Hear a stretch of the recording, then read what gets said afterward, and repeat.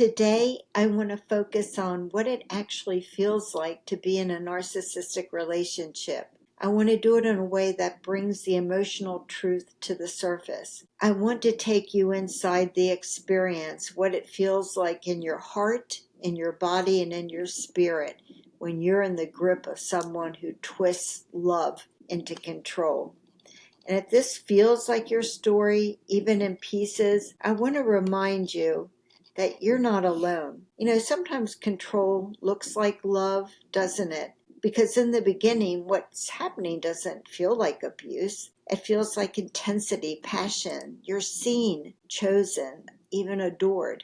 They move fast. They say all the right things. And if you've been through pain before, this kind of attention can feel like healing. But slowly the praise becomes pressure. The concern becomes criticism. The attention starts to feel like surveillance. You hear things like, "I'm just trying to protect you," or "I know what's best for you." And it's hard to see it for what it is because it still looks like love, but it isn't. It's control wearing a mask. That's when you start shrinking, right? You start noticing that you feel smaller, less sure of yourself, more cautious. You replay conversations, overthink your words, and apologize when you haven't even done anything wrong because you just want to keep the peace. I bet you even laugh less. You might cry more. And the worst part is you can't quite explain why. People might say to you,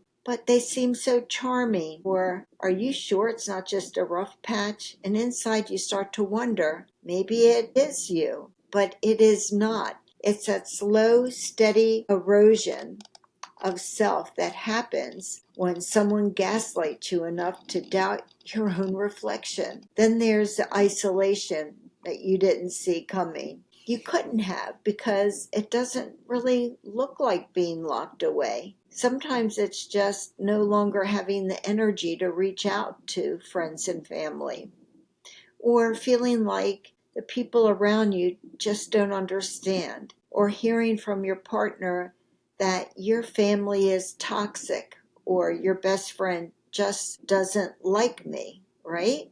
The narcissist makes it easy for you to stay quiet, to stay in, and stay close to them. And the next thing you know, the only voice in your ear is theirs. You stop asking yourself, is this normal? Because you've already convinced yourself that this must be what love looks like. Then your body starts to speak. We devote an entire episode to this topic because it's so important. When your mind is still trying to make sense of it, your body knows because you're exhausted. You're always on edge. Your stomach might be tight. Maybe you're not sleeping well. You feel like you're bracing for something even when nothing's happening. Have you ever had your phone ring and your heart just drops? Sometimes it's the anticipation of your partner calling you before you even see their name. It can trigger a physical reaction. Your body braces because it's learned what usually follows. The silence after an argument feels worse than the argument itself sometimes, doesn't it?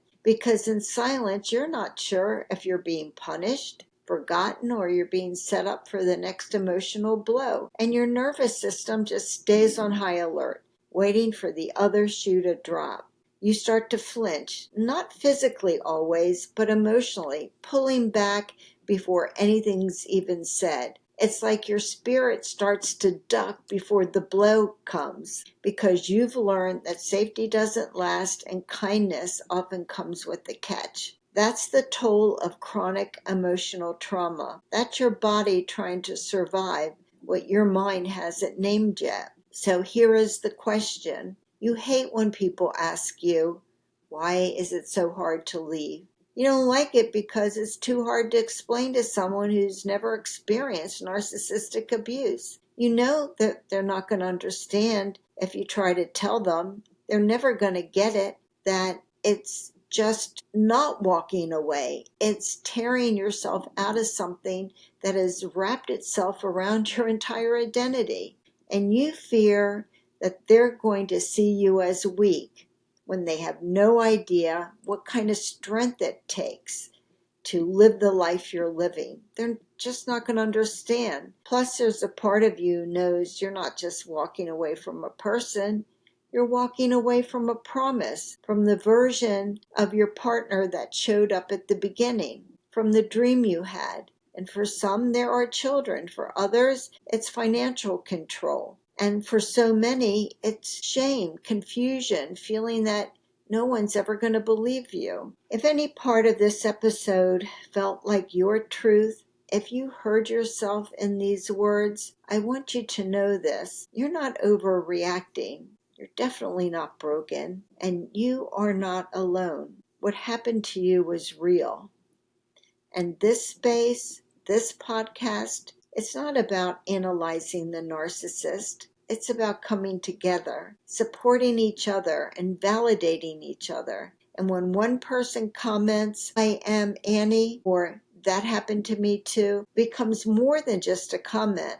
It becomes a lifeline for someone else who's still doubting their reality. So if you're still in it or recovering from it, I hope this gave you language. I hope it gave you something to hold on to. I want you to know I see you. Those new to my podcast, I'm Kyle Hackley, attorney and author of Undercurrent, a story about Annie who breaks free from a narcissistic marriage. Annie just isn't one person. Annie is anyone who has ever experienced narcissistic abuse. And Are You Annie is a space to hear you, validate you, and to walk this healing journey with you. You're not alone here. I want you to remember that you are stronger than you think. I want you to be tenacious and never give up on what's important to you. Thank you so much for walking this path with me. I appreciate you, and I will see you next time.